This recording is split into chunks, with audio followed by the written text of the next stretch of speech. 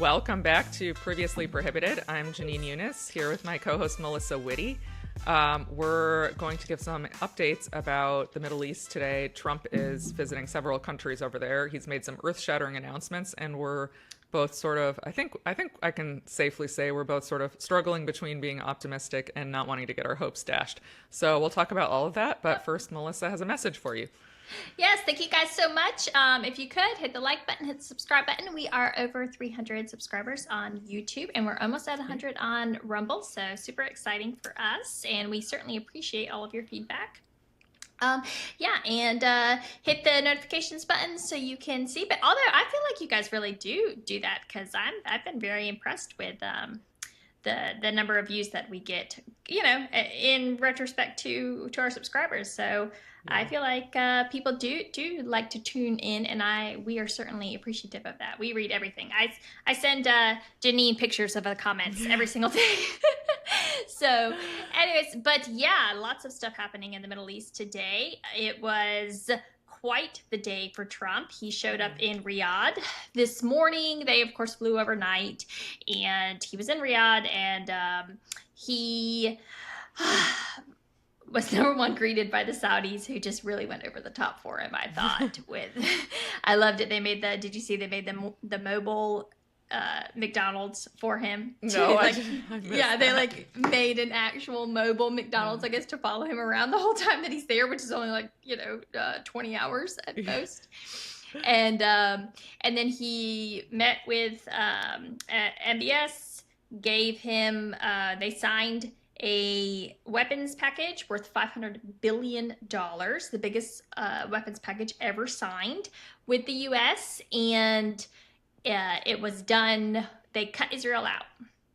Normally Israel would have been involved. Right. In that.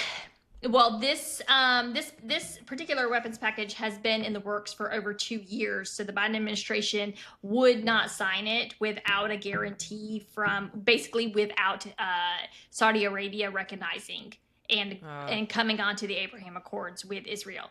And so it's been put off, the whole time. So over last year was when our last kind of memorandum of understanding with Saudi Arabia expired. And so it's just been in limbo ever since. And the Biden administration really wouldn't budge. Of course, Republican senators didn't want to budge on that. And so it never got signed. And now Trump basically just threw it out the window and said, well, I don't care, and we're going to sign it without you guys. Right. And so that's what happened. And then he gave a speech that I could have written. I can't believe I didn't actually listen. I just read the transcript, but right. I was like, this is incredible. It was all about how neocon policy, interventionist foreign policy has been a complete failure, how it's destroyed the Middle East, how the people that are building it are the people who are from there, and we're just destroying it and creating problems. It was really something. And most importantly, it was a repudiation of Netanyahu, I think, even though I don't think he was specifically named. I didn't read the entire speech. I only read excerpts, but yeah, I think it was more, to me, it was more a repudiation of Washington neocon class, right? Which is, has really been kind of Trump's arch enemy since his announcement in 2015. I posted a video on my X today. It's this really funny video of him from New Hampshire, 2015. So this is very early in the primaries, and he's talking about just how essentially he's talking about all these immigrants are coming here because we bombed all of their homes. And he's talking about Syria, Libya, Iraq, Afghanistan. He says, we destroyed it all, and then I asked people, well, why are we doing that? And they said, well, we don't want, the women, they're wearing the thing, of course he doesn't know the name of it or whatnot. And talking about the burqas.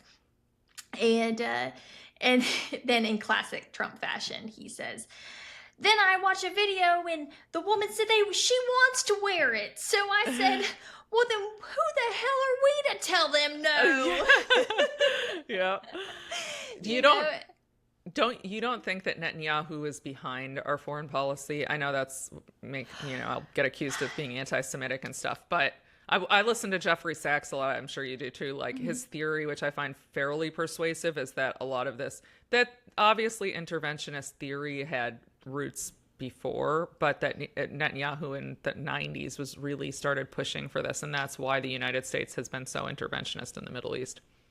Well, I don't actually put it on Netanyahu. I would say it's more of a Zionist plan, right? Yeah. And I do think that there has, and I know you're not doing this, but I do think that you're about to see a very concerted effort to try to make Netanyahu the scapegoat. Oh, yeah. And that's very dangerous, right? Because it's not Netanyahu. Netanyahu is nothing but a byproduct, a messenger of the Zionist project itself, right? And so, yeah, I do believe that our foreign policy is driven, in the Middle East anyways, not everywhere. Elsewhere, it's driven by other interests, but in the Middle East specifically, it is driven by Zionist interests. And yeah, and those are neocons. But I don't know. It's really a broad topic. I don't think that, and you know, I do, obviously Middle Eastern foreign policy is 100%. I do put it on the Zionist neocon class does control Washington in that aspect. Absolutely. Yeah. I mean, I don't want to say like in the Soviet region, you know, that's obviously that's sort of a separate thing, and right. I mean, so, you know, some people will try to like link it all to quote unquote Jews. I actually don't do that. I think it's all much more complicated. I think that you have a lot of different interests and whatnot. I don't necessarily buy into a lot of the theories around Russia and Ukraine. I'm not saying that they're unfounded per se, but I think it's much more complex. Definitely not in China and Taiwan at all, obviously. That's a whole other issue in and of itself. So I think that we... that it does everybody a disservice to kind of just kind of blame everything on the Zionists. I know that that's not what you're doing, but a lot of people do that. So before this, too, for the last couple of days, Trump has been signaling that he's going to his policy is going to have a major shift when it comes to relations in the Middle East, and basically indicating that he's going to recognize the Palestinian state, whether Netanyahu likes it or not. He's going to get aid to the Palestinians of Gaza. And that he's, well, as we talked about, he's going to go ahead and normalize relations with Saudi Arabia and, you know, continue to improve relations with other Arab countries, regardless of Netanyahu's position on that, which has not been the approach of any American president for many, many decades. So, yeah, do you have any thoughts on some of those other matters? Right. Yeah. I think that what we're seeing now is just kind of a realignment. Trump wants to realign American interests with what he thinks best serves American policy with what he thinks best serves American interests, which of course is what it always should have been. And obviously aligning and deferring to Israel on everything in the Middle East does not serve American interests, because just from a purely strategic point of view, Israel doesn't actually have anything to offer. It's not geographically located in like a prime area, you know. Even, you know, people say, well, the Suez Canal, and it's like, well, it's still like 200 kilometers north of the Suez Canal. It doesn't have any natural resources. You know, I know that there's some kind of like oil fields or gas fields off the coast, but they're unexplored. They're just at this point, to my knowledge, they're still theoretical. So it just doesn't really offer anything. You know, well, it is the only democracy in the Middle East. Right. Yeah. If I get really, really high, if I borrow some of Macron's supply, I'm sure I could buy into that, you know? It's the only democracy in the Middle East that shoots 12-year-olds in the head because they bore witness to paramedics getting shot in the head. Right. Yeah. Which happened. You know? You followed that, right? I did not, but I do have a video on my timeline of a little boy about 12, maybe 13 years old throwing a rock at a tank, and getting shot. They shot a 12-year-old boy. He was one of the 4 eyewitnesses to the paramedics, or 4 witnesses to the paramedics getting shot. So they shot him earlier today. Jesus Christ. Yeah. Clearly, you know. Yeah, I hadn't even seen that yet. Yeah. Yeah, so I mean, it's just everything about it is fake. Obviously, the entire narrative around it, that that it's important to us, that it's strategically located. Nothing. We get nothing out of this. Nothing at all. I was even in a space the other day with some lefties and whatnot. Of course, they always try to like cram everything into this, viewpoint of colonialism and what. I don't buy into that shit either, actually. If you even get really into American foreign policy of the late 40s, all through the 50s, up until the JFK assassination, the U.S. foreign policy to Israel was pretty much like, we don't actually want to be friends with you. We really want to be with the Arabs because they've got all the oil, right? And but we actually have this really strong lobby, and so we have to maintain this kind of neutral position, right? The idea that we we helped establish Israel to be our guard dog in the Middle East. That is just totally detached from actual reality. And anyone who actually believes it, I encourage you to get into the actual State Department cables, which are available online for you to read, because that was not the policy for the first 15 years of Israel's existence. Yeah. So I think both of us probably have similar feelings. I don't want to speak for you. I'm guessing based on some of our conversations that, we're hopeful, but we sort of felt like we had been hopeful in January, February, and then in March, Israel broke the ceasefire, has been pretty brutal since then, and Trump has done nothing to rein them in. Yeah. So I think we're nervous about being too hopeful about the prospects for the Palestinians. But do you have thoughts beyond that? I told somebody earlier, I think it's wise to be cautious, but there's nothing wrong with being hopeful. And hope is really all that we have, right? Obviously, if Trump fucks it up, I will call it out immediately. But as long as he's doing things that are good, I think that we should encourage them. I've long said that I think that Donald Trump is one of the most susceptible people on the planet to public pressure campaigns. He's very online. He checks Twitter all the time. That's his thing. I know he doesn't post like he used to, but he definitely is online. Yeah. So he sees our posts. He sees our, so if we can encourage him when he's doing good. And that's what I'm trying to do. I know. It's all flattery. I get so much hate, and they're like, "Oh, you're so stupid. I know you're all bought in now. You're such a sellout." Somebody called me earlier. They said, "This account is a psyop." I'm like,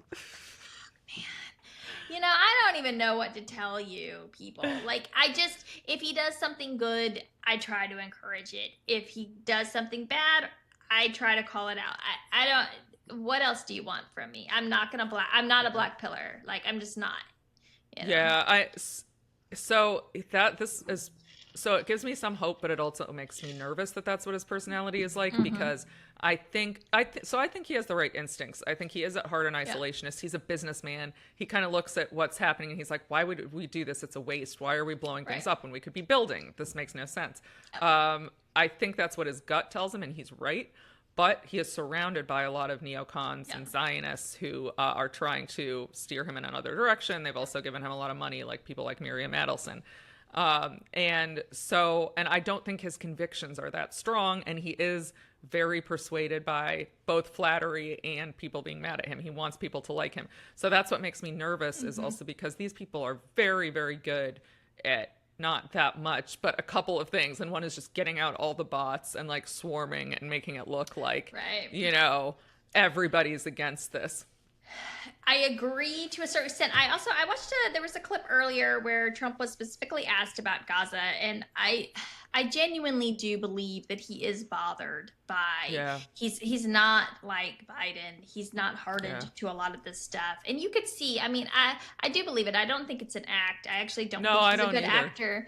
And you could tell he was bothered. He said, again, he called the war brutal. He said, we have to end this brutal, brutal war. He said it 3 times when the Israeli-American hostage, Eaton Alexander, was released this week, yesterday, I guess, and again, kid's been through a lot. I'm not going to give him a whole lot of shit. He was an American who decided to go join the IDF out of high school and enforce an apartheid regime. So yes, nobody deserves to be tortured, and there's no evidence he was tortured, even though that's what no.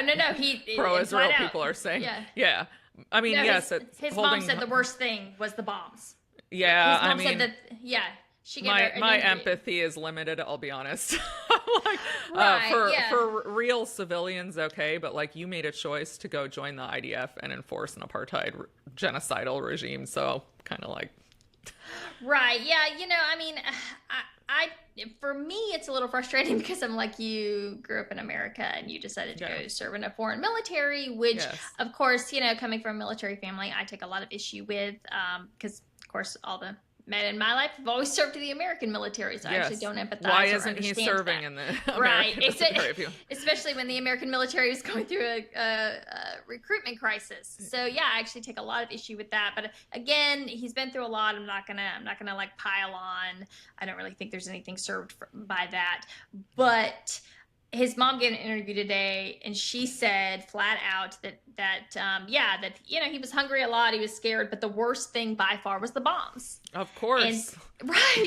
And so for me, like, it's so upsetting to hear those things because I just think, of course the bombs were supposedly for him, right, to get him back.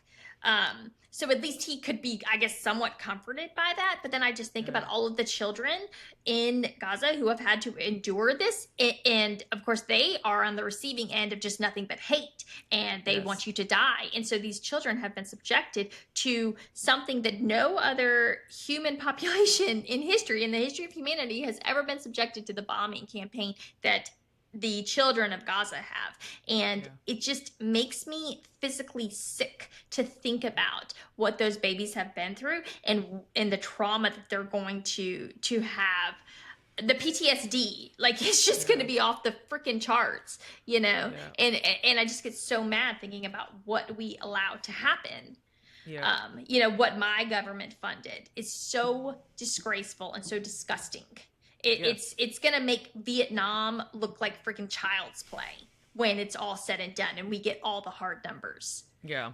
Well, and I mean, I wasn't around during Vietnam, so, obviously I don't have that perspective, but we Right. didn't have social media. So people could claim to be ignorant about the amount of suffering, about, what it looks like for children's bodies to be shredded by bombs. Nobody can claim to be ignorant now, or they're willfully ignorant. I mean, Biden was repeatedly shown those pictures by aides, shown the videos that were going around, and said he didn't care, he didn't want to see them.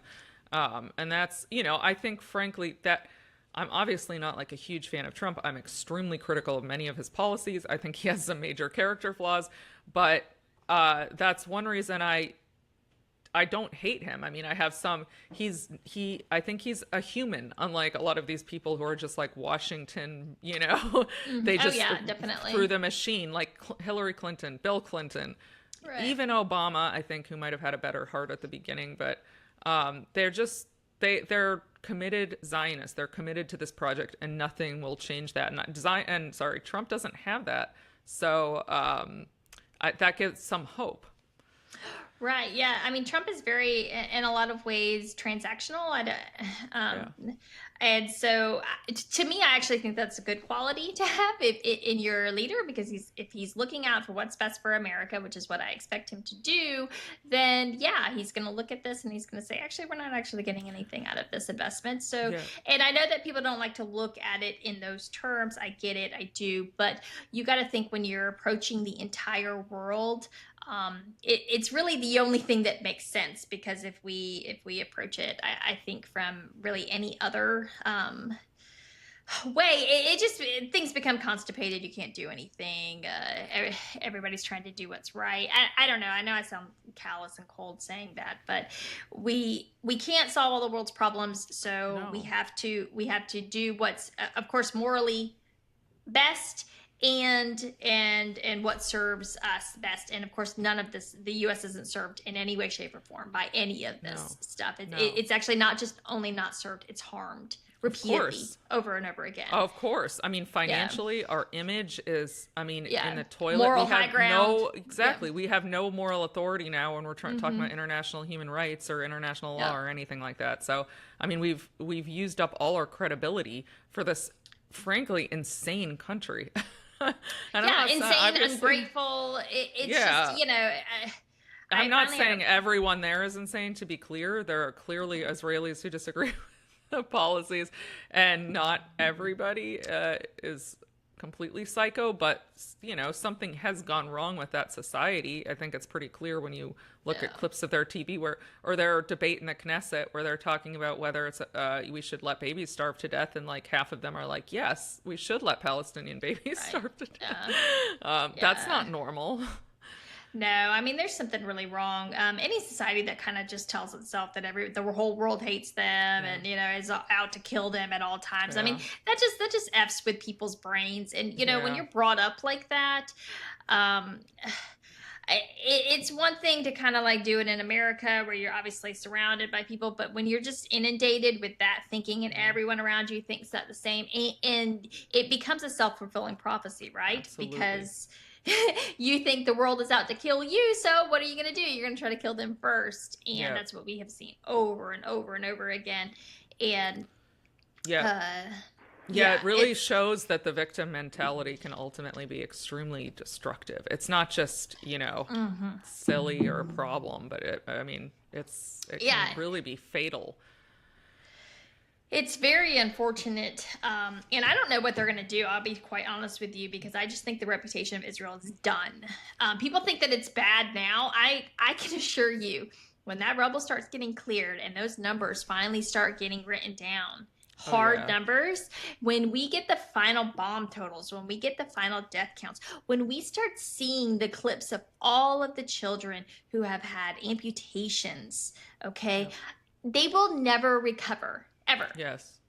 And I mean, you can already see the tide is turning. I think you tweeted it that, it happens slowly and then fast. I mean, I've been waiting 41 years for this to happen. Right. But all of a sudden, all these publications that are right of center, I would say, like in England, the Financial Times, not the Guardian's left of center, Financial Times, the Independent, coming out and saying this is horrendous. The West will never live down its failure to speak out. Macron saying, now using much stronger terms to talk about what's going on there. Trump, I mean, clearly something has changed. And I think you're absolutely right that the plan is to throw Netanyahu under the bus, which, like, I don't have a problem with in some way because he's clearly an extremely evil person. But on the other hand, it kind of allows a lot of other people to escape accountability. And it kind of allows also us to not hold Israeli society accountable. And I am not obviously not advocating for collective punishment of Israelis. I want to make that very clear. I do not advocate for collective punishment, but I think it's the rhetoric that a lot of people there are engaging in, the consent to these policies, there's something wrong, and I think that needs to be examined and understood and ultimately combated in order to have peace in the region. I agree, definitely, and I kind of take a slightly different approach, even though I know I said earlier I didn't want to, let Zionism in general off the hook. I also do think if we actually were able to hold Netanyahu and a couple others accountable, I would say, actually, I would take that as a win, to be quite honest with you, because I think about the fact that not a single American has ever been held accountable in the Iraq War. That's true. That's true. I know that bar is real low, but I feel like, God, if we got a couple convictions at the ICC, I would take it as a win, to be quite honest. I mean, I'm not gonna lie. If Netanyahu got convicted at the ICC, I would dance in the streets. I'm not a person who dances in the streets. But do you think there's actually a chance that's going to happen? No.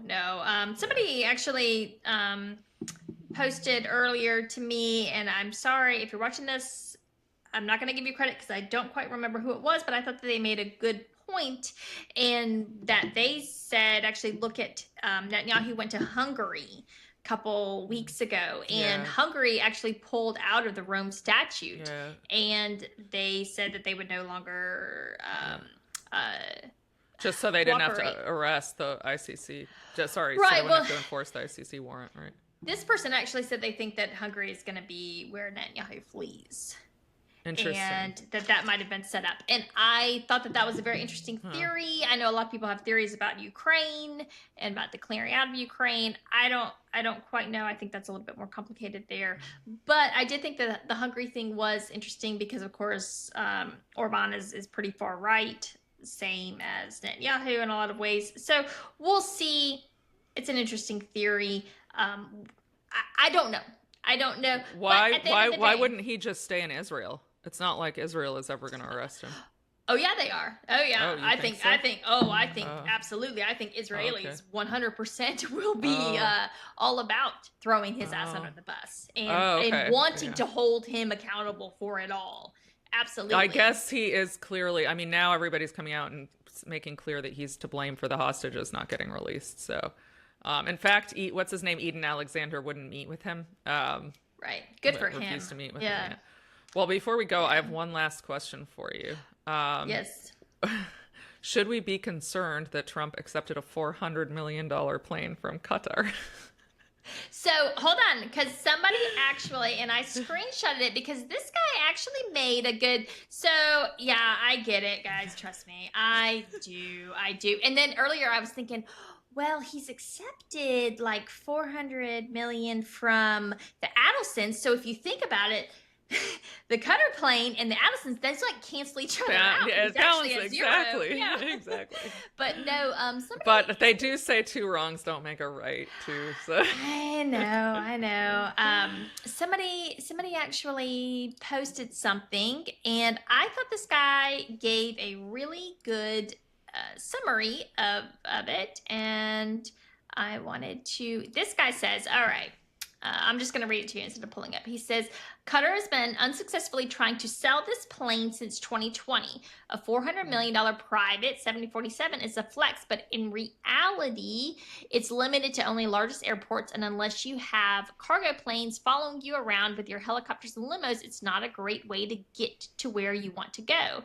They want it gone. They're not using it. And it has less than 2,000 hours and 300 cycles on it. It's virtually new. It's worth what the market is willing to pay, which is zero. Wow.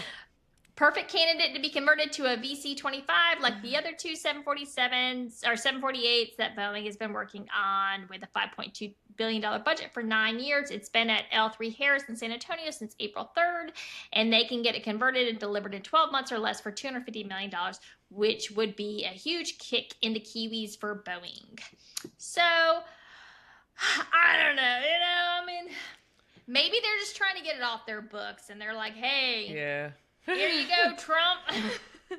I have to admit, I'm like finding myself, I always get annoyed with those people who are like, well, the other side does it. So, and I'm like, well, okay, I should be consistent in principle and say it's a problem, but right. I'm having trouble working up any kind of outrage about it. I mean, I think it is ridiculous to be outraged about it, given all the other stuff that's going on. Like, for God's sake, be outraged about the.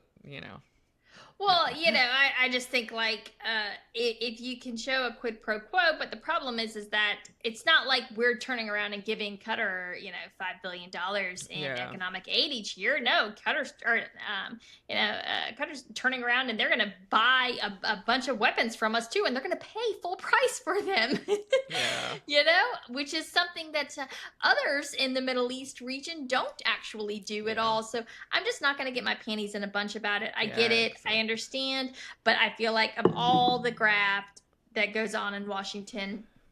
Yeah, exactly. What do you want from me? Exactly. I mean, if they, if we want to start enforcing real corruption laws around these things, cut them all off. Totally, exactly. I'm totally fine with that, but I'm not getting upset about this right now. Right. Miriam Adelson is still cutting $100 million checks while she's living in the U.S. Embassy or the old U.S. Embassy in Tel Aviv. So I'm just not going to get my panties in a bunch about this. That she got, it's like a beachfront property and whatnot. They say that they paid like $60 million, I guess, for it, but.